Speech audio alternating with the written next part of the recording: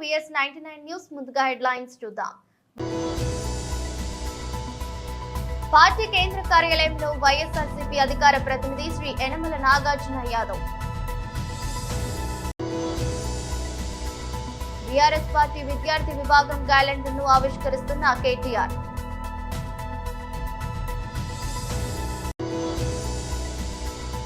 Shri Bandi Sanjay Kumar Karimnagar MP భారత హోంశాఖ సహాయ మంత్రి ప్రెస్ మీట్. 4 నూతన పథకాలు ప్రారంభం చేసి ప్రజల జీవితాల్లో వెలుగులు నింపిన సీఎం రేవంత్ రెడ్డి.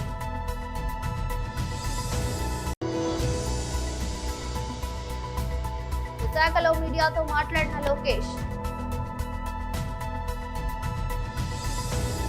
పార్టీ కేంద్ర కార్యాలయంలో వైఎస్ఆర్సీపీ అధికార ప్రతినిధి శ్రీ యనమల నాగార్జున యాదవ్ ప్రెస్ మీట్ నిర్వహించారు. జీఓఆర్ వెబ్సైట్ పైన సరే తీరా చంద్రబాబు నాయుడు గారు అధికారంలోకి వచ్చారు. తన అబద్ధాలతో తన మోసాలతో చివరికి అధికారాన్ని చేజిక్కించుకున్న తర్వాత ఈ 7 నెలల కాలంలో చంద్రబాబు నాయుడు గారు తమ కూటమి ప్రభుత్వంలో 78 కాన్ఫిడెన్షియల్ ప్రభుత్వ ఉత్తర్వుల్ని ప్రజలకు తెలియకుండా, సమాజానికి తెలియకుండా, పత్రికలకు తెలియకుండా, మీడియా సమూహాలకు తెలియకుండా 78 రహస్య ఉత్తర్వులని ఆంధ్రప్రదేశ్ రాష్ట్ర ప్రభుత్వం చేసిన విషయాన్ని మీ అందరి దృష్టికి తీసుకొస్తున్నా.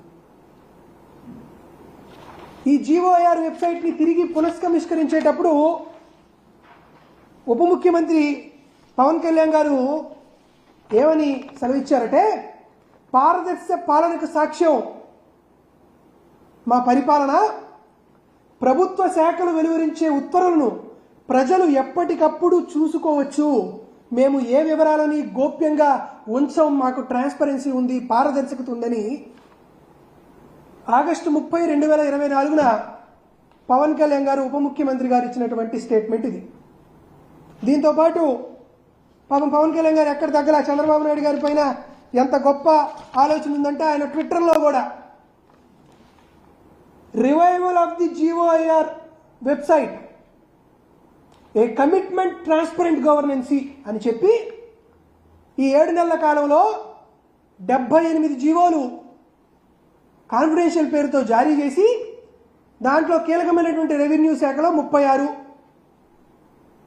మున్సిపాలిటీ విభాగానికి సంబంధించి 14 జీవోలు, జనరల్ అడ్మినిస్ట్రేషన్ డిపార్ట్మెంట్కి సంబంధించి 4 జీవోలు, ఆర్థిక శాఖకు సంబంధించి 5 జీవోలు, ఇరిగేషన్కి సంబంధించి మరొక 6 జీవోలు, హోంశాఖకు సంబంధించి మరొక 4 జీవోలు ఇచ్చారు. ఇంతెందుకు, ఉప ముఖ్యమంత్రి పవన్ కళ్యాణ్ గారి శాఖలో చూద్దాం. ఉప ముఖ్యమంత్రి పవన్ కళ్యాణ్ గారి పంచాయతీరాజ్ రూరల్ డెవలప్మెంట్లో 6 జీవోలు ఒకే రోజు కాన్ఫిడెన్షియల్ పేరుతో. సహజంగా ఆఫీస్ మాన్యువల్ ప్రకారం చాప్టర్ రికార్డు మేనేజ్మెంట్ మాన్యువల్లో చూస్తే జీవోలు 3 రకాలుగా విభజించి ఇష్యూ చేసుకుంటారు. ఒకటి మెయిన్ సిరీసు, ఇది పాలసీ ఇంప్లిమెంటేషన్కి సంబంధించి, 2 ఆర్టీ రొటీను, 3వది ప్రెస్కి ఇచ్చేటువంటిది. పవన్ కళ్యాణ్ గారు కాన్ఫిడెన్షియల్ పేరుతో జారీ చేసినటువంటి జీవోలు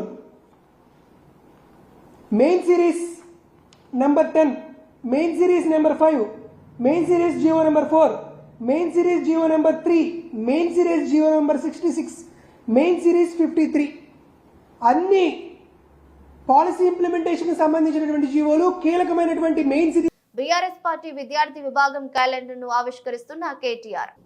మరొక మాజీ మంత్రివర్యులు పెద్దలు సోదరులు పువ్వాడ అజయ్ కుమార్ గారు, గౌరవనీయులు అడిషనల్ డైరెక్టర్ జనరల్ పోలీస్గా మరి రాష్ట్ర స్థాయిలో బలహీన వర్గాల విద్యార్థుల కోసం, పిల్లల కోసం, వారి సంక్షేమం కోసం పనిచేసి కేసీఆర్ గారి నాయకత్వంలో 1000 గురుకుల పాఠశాలలు దేశానికి ఆదర్శంగా మారినాయంటే దానికి ప్రధాన బాధ్యత తీసుకున్న పెద్దలు గౌరవనీయులు ఆర్ఎస్ ప్రవీణ్ కుమార్ గారు, తమ్ముడు మాజీ శాసనసభ్యుడు మీ అందరికీ ఆప్తుడు గ్యాదరి కిషోర్ కుమార్ గారు, తమ్ముడు బీఆర్ఎస్వి మాజీ అధ్యక్షుడు, గతంలో మెడికల్ ఇన్ఫ్రాస్ట్రక్చర్ కార్పొరేషన్కి చైర్మన్గా పనిచేసిన డాక్టర్ ఎర్రోల శ్రీనివాస్ గారు, తమ్ముడు టీఎస్టీఎస్ అధ్యక్షుడిగా పనిచేసిన సోదరుడు, విద్యార్థి ఉద్యమంలో జేఎన్టీలో పనిచేసిన తమ్ముడు డాక్టర్ రాకేష్ గారు, మరొక తమ్ముడు షీప్ బ్రీడర్ సొసైటీకి అధ్యక్షుడిగా పనిచేసిన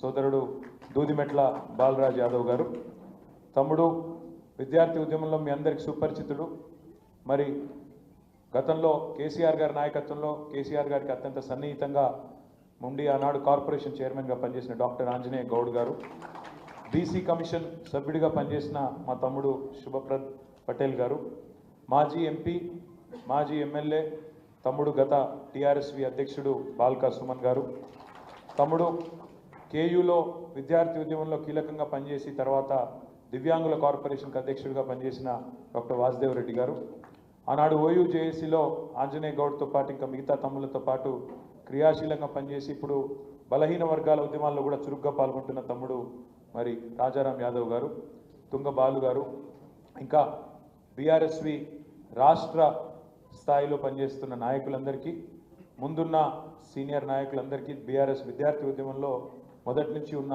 మా తమ్ముళ్ళకి, మా చెల్లెలు కూడా కొంతమంది ఉన్నారు వారికి, పత్రికా మిత్రులకు పేరు పేరున అందరికీ కూడా హృదయపూర్వకంగా నమస్కారాలు. హృదయపూర్వకంగా ఈరోజు మీ విద్యార్థి విభాగం క్యాలెండర్ ఆవిష్కరణ సందర్భంగా తెలంగాణ భవన్లో జరుగుతున్న ఈ కార్యక్రమానికి విచ్చేసిన అందరికీ పేరు పేరున హృదయపూర్వకంగా నమస్కారాలు. తమ్ముడు శ్రీనివాస్ యాదవ్ గారు చాలా విషయాలు చెప్పే ప్రయత్నం చేసినాడు.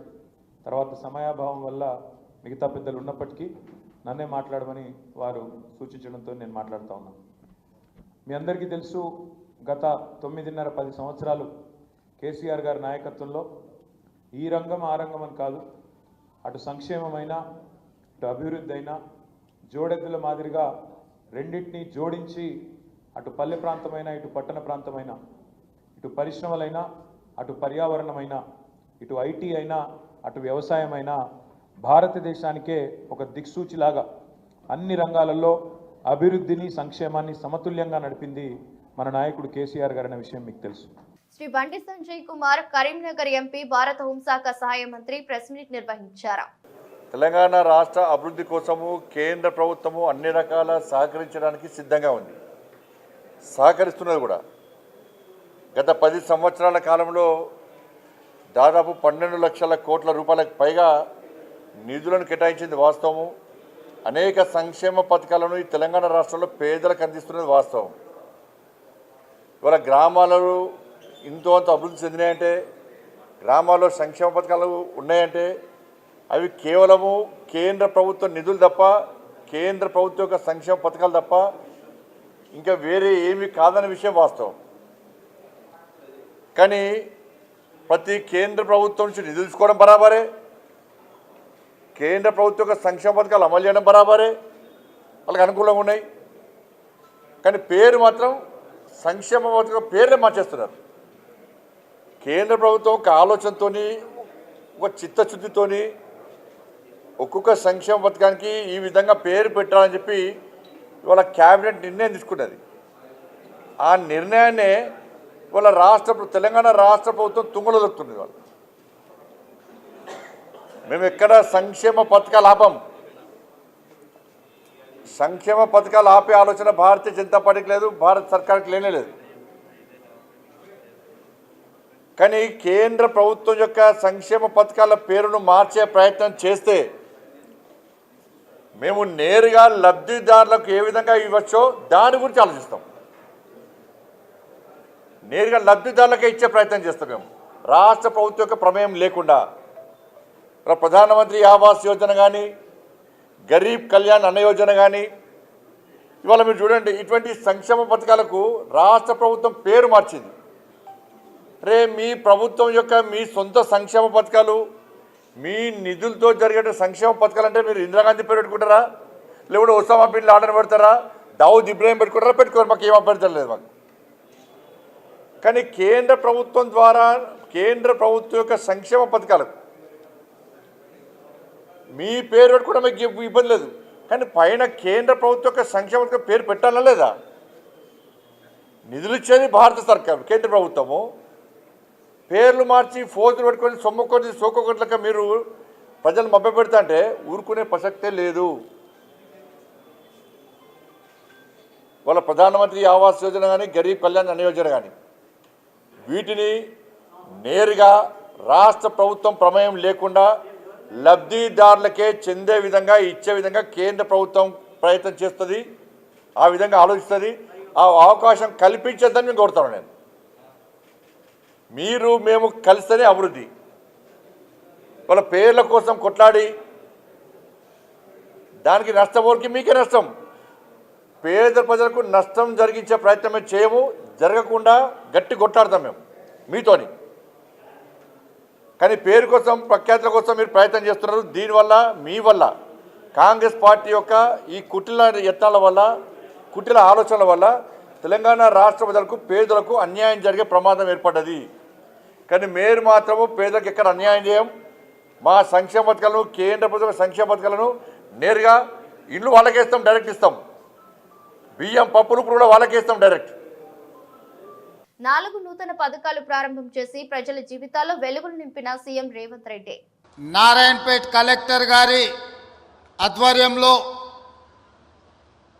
లాంఛనంగా ఈ కార్యక్రమాన్ని ఏర్పాటు చేసి ఈ పథకాలను ప్రారంభించి ఈ కార్యక్రమంలో నాతో పాటు పరిగి శాసనసభ్యులు మిత్రులు రామ్మోహన్ రెడ్డి గారు, నారాయణపేట శాసనసభ్యులు సోదరిమణి డాక్టర్ పర్ణికారెడ్డి గారు, అదేవిధంగా 5 సార్లు కొడంగల్ శాసనసభ నియోజకవర్గానికి ప్రాతినిధ్యం వహించి ఇక్కడ ప్రజలలో చెరగని ముద్ర వేసిన పోలీస్ హౌసింగ్ కార్పొరేషన్ చైర్మన్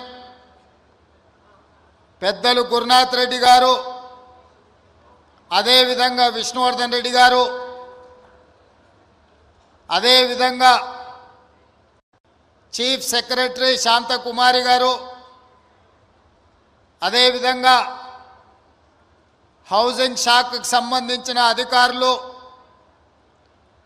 వివిధ శాఖలకు సంబంధించిన ఉన్నతాధికారులు, కొడంగల్ శాసనసభ నియోజకవర్గ స్థాయి, అదేవిధంగా జిల్లా స్థాయి అధికారులు, అదేవిధంగా పార్టీ నాయకులు, వివిధ హోదాలలో ఉన్న నియోజకవర్గ ప్రజలందరూ, ముఖ్యంగా ఈనాడు చంద్రవంచ గ్రామ ప్రజలందరూ నిన్న సాయంత్రం 4-5 గంటలకి కార్యక్రమం ఉందని మీకు తెలియజేస్తే ఈరోజు మధ్యాహ్నం వరకే ఇంత పెద్ద ఎత్తున ఏర్పాట్లు చేసి ఈరోజు రాష్ట్రం మొత్తానికి చంద్రవంచ గ్రామం కొడంగల్ శాసనసభ నియోజకవర్గం నుంచి ఈ అద్భుతమైన 4 సంక్షేమ కార్యక్రమాలను ప్రారంభించినందుకు ఈ కార్యక్రమానికి విచ్చేసిన ప్రతి ఒక్కరికి మనస్ఫూర్తిగా ధన్యవాదాలు తెలియజేస్తున్న మిత్రులారా, మీకందరికీ తెలుసు స్వతంత్రం వచ్చిన నాటి నుంచి 2023 వరకు మన కొడంగల్ శాసనసభ నియోజకవర్గానికి ఎవరు అధికారంలో ఉన్నా, ఎవరు ఏ హోదాలో ఉన్నా మన నియోజకవర్గానికి జరగాల్సినంత న్యాయం జరగలేదు. అందుకే 2023 డిసెంబర్లో జరిగిన ఎన్నికల సందర్భంగా పెద్దలు గురునాథ్ రెడ్డి గారు, అదేవిధంగా శాసనసభ నియోజకవర్గంలో ఉన్న ప్రజలందరూ ఆలోచన చేసి ఈసారి ఖచ్చితంగా ఈ రాష్ట్రంలో కాంగ్రెస్ ప్రభుత్వం ఏర్పడాలి, ఆ ప్రభుత్వానికి కొడంగల్ శాసనసభ నియోజకవర్గం నాయకత్వం వహించాలి అని మీరందరూ కలిసికట్టుగా కష్టపడి అత్యధిక మెజారిటీతో ఇక్కడి నుంచి నన్ను శాసనసభ్యుడిగా ఎన్నుకుంటే శ్రీమతి సోనియా గాంధీ గారు, మల్లికార్జున్ ఖర్గే గారు, రాహుల్ గాంధీ గారు. ఏపీ మంత్రి నారా లోకేష్ సాక్షి మీడియాపై పరువు నష్టం కేసులో క్రాస్ ఎగ్జామినేషన్ కోసం నేడు విశాఖలో కోర్టుకు హాజరయ్యారు. ఈ 2 ఏళ్లలో మీరు చాలా సమస్యలు చూశారు, చాలా ప్రాంతాలు. అవును సార్. మీరు ఆ యువకుల నుంచి ఏమి నేర్చుకున్నారు? మంత్రిగా ఏం ప్రదర్శించారు? అన్న, నేను స్టాన్ఫర్డ్లో ఎంబీఏ చేశా. నేను స్టాన్ఫర్డ్ ఎంబీఏకి అప్లై చేసినప్పుడు ఒక ప్రశ్న ఉంటుంది స్టాన్ఫర్డ్లో, వై స్టాన్ఫర్డ్ ఎంబీఏ అని. అంటే ప్రైవేట్ రంగం నుంచి రాజకీయాల్లోకి నేను రావాలనుకుంటున్నా, ఏదో ఒక టైంలో వస్తాను, స్టాన్ఫర్డ్ ఎంబీఏ నేను ప్రిపేర్ చేస్తున్నాను భావిస్తున్నాను అనుకున్నా అని రాశా. కానీ అక్కడికి వెళ్ళి చదువుకున్నారు, నాకు అర్థమైందంటే స్టాన్ఫర్డ్ ఎంబీఏ బిజినెస్కి మంచిది అని. పాదయాత్ర రాజకీయాల్లో ఒక ఎంబీఏ లాంటిది. ఎందుకంటే ప్రజలకి దగ్గర ఉంటాం, నిరంతరం ప్రజల సమస్యలు తెలుసుకునేవాడిని. సో ఇప్పుడు ఎవరన్నా నాకు అర్జీ ఇచ్చినా, నన్ను ఎవరైనా కలిసినా, ఒక మెసేజ్ నాకు వచ్చినా, తన వెనకాల ఎంత కష్టం ఉందో నాకు ఇప్పుడు అర్థం చేసుకోగలుగుతాను. సో యువగలం పాదయాత్రలో కూడా నేను అనేక హామీలు ఇచ్చాను, ఒక్కొక్క హామీ నిలబెట్టుకుంటూ వెళ్తున్నాను. ఇచ్చిన ప్రతి హామీ నేను నిలబెట్టుకున్నాను, దాంట్లో ఎలాంటి సందేహం లేదు. రెండోది, యువగలం పాదయాత్ర అయిన తర్వాత నిరంతరం ప్రజల్లో ఉండాలని నా కోరిక. సో అమరావతిలో కూడా, ఎందుకంటే నాకు మంత్రిగా నాకు బాధ్యతలు ఉంటాయి కనుక, నేను ప్రజల్లో ఉండాలంటే నిరంతరం ప్రజల్ని కలవాలని ప్రజా దర్బారు పెట్టుకున్నా. ఇక్కడ కూడా మీరు చూస్తే వైజాగ్ వచ్చి మీరే ఉన్నారు, కోర్టు కొంచెం లేట్ అవుతుందని పరిగెత్తుకుంటూ వచ్చే తప్ప మళ్ళీ ఇప్పుడు వెనక్కి అక్కడికి వెళ్తున్నా, పార్టీ హౌస్కి వెళ్తున్నా, ప్రజల దగ్గర అర్జీలు తీసుకుంటున్నా, వాళ్ళ సమస్యలు పరిష్కరించే మార్గం నేను ఎత్తుకుంటాను. ఆల్రెడీ మేము రాసుకున్నాము, అది సంబంధించిన మంత్రులందరి దగ్గర పంపించాను. ఆర్థిక శాఖ మంత్రి కేశవ్ అన్న కూడా చర్చించాను, దానికోసం ప్రత్యేక నిధులు కూడా ఆయన కేటాయిస్తానని నాకు హామీ ఇచ్చారు. వచ్చే బడ్జెట్లో అది ఉంటుంది, తప్పనిసరిగా ఇచ్చిన ప్రతి హామీ మేము నిలబెట్టుకుంటాం.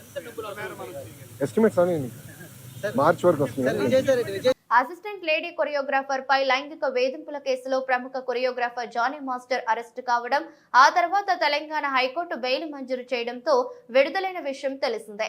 అయితే జానీ మాస్టర్ అరెస్టు వెనుక కుట్ర జరిగిందని, ఆ కుట్రలో ఐకాన్ స్టార్ అల్లు అర్జున్ ఉన్నారంటూ నెట్టింట పుకార్లు షికారు చేశాయి. తాజాగా ప్రచారంపై కొరియోగ్రాఫర్ సృష్టి వర్మ స్పందించారు. ఈ కేసులో ఎలాంటి కుట్ర లేదని, అసలు బన్నీకి దీనితో ఎలాంటి సంబంధం లేదన్నారు. తాను జానీ మాస్టర్ పై కక్షతో కేసు వేయలేదన్నారు. తన ఆత్మాభిమానాన్ని దెబ్బతీసినందుకే ధైర్యంగా బయటకు వచ్చానని తెలిపారు. ఓ అమ్మాయిని శారీరకంగా మానసికంగా వాడుకుని తన స్థానంలో మరో అమ్మాయిని పెట్టుకుంటే ఓకేనా అని ఆమె ప్రశ్నించారు. జానీ మాస్టర్ నేషనల్ అవార్డు రద్దుతో తనకు ఎలాంటి సంబంధం లేదని స్పష్టం చేశారు. తాను పెట్టిన కేసును రిటర్న్ తీసుకోవాలని తనకు పెద్ద మొత్తంలో డబ్బు ఆఫర్ చేశారని తెలిపారు. కానీ ఆఫర్ ను తాను తిరస్కరించానన్నారు. తాను ఎవరికి భయపడే టైప్ కాదని తెలిపారు. ఇక లైంగిక వేధింపుల కేసు విషయంలో తన కుటుంబమే తనకు అండగా నిలిచిందని ఓ పాడ్కాస్ట్ లో మాట్లాడుతూ సృష్టి వర్మ పేర్కొన్నారు. వేల కోట్ల విలువైన ఆస్తికి వారసుడు అయితేనేం హత్య కేసులో జైలు పాలయ్యాడు. 24 ఏళ్ల ఆ యువకుడు ఇక జీవితాంతం జైలులోనే గడపాల్సి ఉంటుంది. బెయిల్ కోసం దరఖాస్తు చేసుకోవాలన్నా కూడా కనీసం 19 ఏళ్లు జైలులో గడిపాకే వీలుంటుంది. యూకేలోని వెల్స్ చెందిన ఓ యువకుడికి అక్కడి కోర్టు విధించిన శిక్ష ఇది. 2023 డిసెంబరులో హత్య జరగ్గా విచారణ జరిపిన కోర్టు తాజాగా శిక్ష విధించింది. యూకేలో ప్రసిద్ధి పొందిన పీటర్ పై కంపెనీ స్థాపకుడు స్టెన్లీ థామస్ మనవడు డైలాన్ థామస్ ఈ కేసులో జైలు పాలయ్యాడు. పీటర్ పై కంపెనీ ప్రస్తుతం 2500 కోట్ల విలువ చేస్తోందని, ఆ కంపెనీకి డైలాన్ థామసే వారసుడని యూకే మీడియా కథనాలు ప్రచురించాయి. ఏం జరిగిందంటే, డైలాన్ థామస్ తన చిన్ననాటి స్నేహితుడు విలియం బుషో కలిసి లాండాఫ్ లోని ఓ అపార్ట్మెంట్ లో కలిసి ఉండేవాడు. 2023 డిసెంబరులో ప్రజలంతా క్రిస్మస్ సంబరాల్లో మునిగి తేలుతుండగా డైలాన్ మాత్రం తన నానమ్మ ఇంటికి వెళ్లాడు. ఆ మరుసటి రోజు తనను ల్యాండ్ ఆఫ్ లో దింపేయాలని నానమ్మను కోరగా ఆవిడ తన కారులో డైలాన్ ను తీసుకుని బయలుదేరింది. దారిలో తన స్నేహితుడు బుష్ కు మెసేజ్ చేసి అపార్ట్మెంట్ లో ఉన్నాడని నిర్ధారించుకున్నాడు. కారు ల్యాండ్ ఆఫ్ లోని అపార్ట్మెంట్ వద్దకు చేరుకోగానే నాన్నమ్మను కాసేపు వేచి ఉండమని చెప్పిన డైలాన్ రహస్యంగా తన ఫ్లాట్ లోకి వెళ్లాడు. కూరగాయలు కోసే కత్తితో బుష్ పై దాడి చేసి విచక్షణ రహితంగా పొడిచాడు. దీంతో బుష్ అక్కడికక్కడే చనిపోయాడు. ఆపై తనను తాను పొడుచుకున్న డైలాన్ నానమ్మ దగ్గరికి పరిగెత్తుకుంటూ వెళ్లి బుష్ తనపై దాడి చేశాడని చెప్పాడు. తర్వాత పోలీసుల వద్ద కూడా అదే కథ వినిపించాడు. అయితే విచారణలో అసలు విషయం బయటపడటంతో పోలీసులు డైలాన్ ను అరెస్టు చేసి కోర్టులో హాజరుపరిచారు. హత్యకు కొన్ని నెలల ముందు నుంచి డైలాన్ సైకోలా ప్రవర్తించాడని అంటున్నారు. సుదీర్ఘ విచారణ తర్వాత డైలాన్ ను దోషిగా తేల్చిన కోర్టు కేసు తీవ్రత దృష్ట్యా డైలాన్ కు జీవిత ఖైదు విధించింది. అదే సమయంలో కనీసం 19 ఏళ్ల శిక్ష అనుభవించిన తర్వాతే బెయిల్ పిటిషన్ దాఖలు చేసుకునేందుకు అర్హత కలుగుతుందని పేర్కొంది. గోదావరికని పట్టణంలోని హజరత్ తాజుద్దీన్ బాబా జన్మదిన వేడుకలు కాకతీయ నగర్ దర్బార్ నిర్వాహకులు నారదాసు సతీష్ రావు ఆధ్వర్యంలో సోమవారం ఘనంగా జరిగాయి. ఈ సందర్భంగా గోదావరికని చౌరస్తా వద్ద నిర్వాహకులు భక్తులతో కలిసి ప్రార్థనలు చేసి చందలు ఊరేగింపు చేశారు. పలు జిల్లాల నుంచి వచ్చిన భక్తులు మహిళల నృత్యాలతో లక్ష్మీనగర్, అశోక్ నగర్, కాకతీయ నగర్ దర్బార్ వరకు ఊరేగింపు చేసి ప్రత్యేక ప్రార్థనలు చేసి అనంతరం భక్తులకు అన్నదానం చేసి తీర్థ ప్రసాదాలను అందజేశారు. ఈ వేడుకలను 3 రోజుల పాటు నిర్వహిస్తున్నామని, అందులో భాగంగా మంగళవారం రోజు దర్బార్లో పుణ్యవచనం, భగవద్గీత పారాయణం, భజన కార్యక్రమాలు ఉంటాయని నిర్వాహకులు నారదాసు సతీష్ రావు తెలిపారు.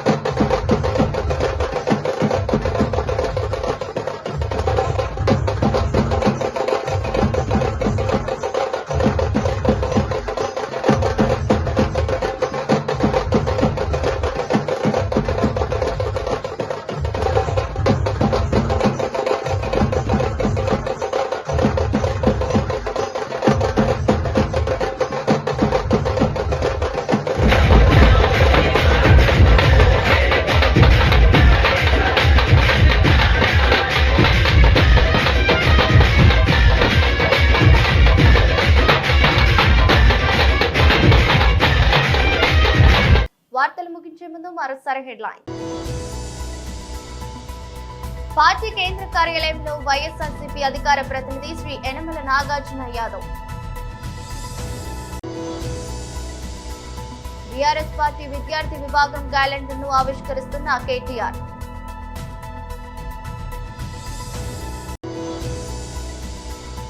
శ్రీ బండి సంజయ్ కుమార్ కరీంనగర్ ఎంపీ భారత హోంశాఖ సహాయ మంత్రి ప్రెస్ మీట్.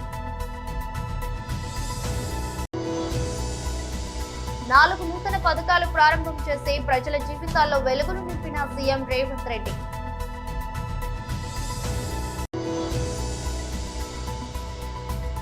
విశాఖలో మీడియాతో మాట్లాడిన లోకేష్. ఇది రెస్ట్ బులెటిన్. మరో బులెటిన్లో మళ్ళీ కలుద్దాం. అంతవరకు సెలవు. నమస్కారం.